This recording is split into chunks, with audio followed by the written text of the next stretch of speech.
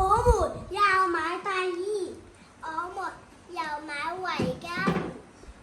媽媽和我吃火鍋，我們又吃牛肉，又吃蔬菜。媽媽和我做運動，我們又彎彎腰，又踢踢腿。媽媽和我現在不讀得雅了，跟住落嚟，我哋將會改編故事，請大家繼續欣賞。媽媽，今日天氣好凍啊！係啊，因為冬天嚟到啦嘛。唔知今日氣溫幾多度咧？我哋睇下天氣報道咪知咯。好啊，等我去開電視先。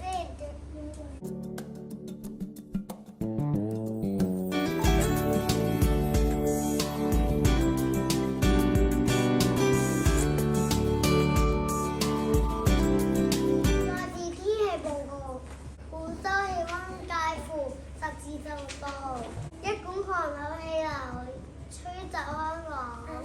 天文台發出寒冷警告信號，市民要注意保暖，尤其是長者。天氣報告完畢，我哋聽日再見啦，拜拜。天氣咁凍，我掛住公公婆婆啊。不如我哋聽日去老人院探下佢哋啦。不如我哋約埋高班嘅小朋友去老人院度送頸巾啊！好啊，我借到電話打俾思迪啦。思迪，彭海南揾你啊！彭海南，你揾我咩事啊？喂，思迪啊，我想咧約你去老人院度探公公婆婆啊！不如我哋送啲頸巾俾公公婆婆啦。好啊，我哋聽日見啦，拜拜。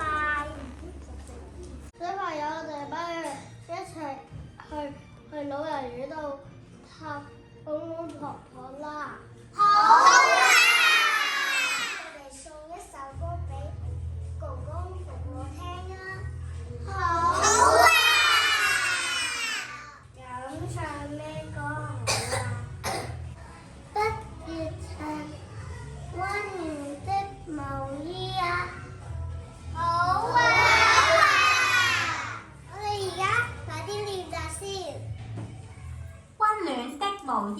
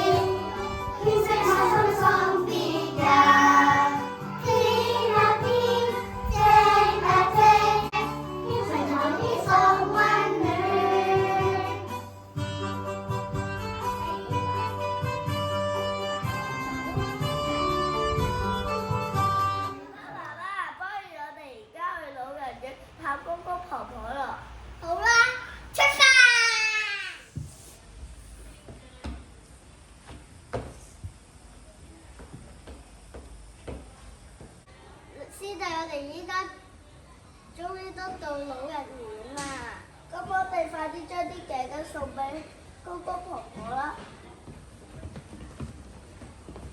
送俾你㗎，多謝啊小朋友。等陣試下先。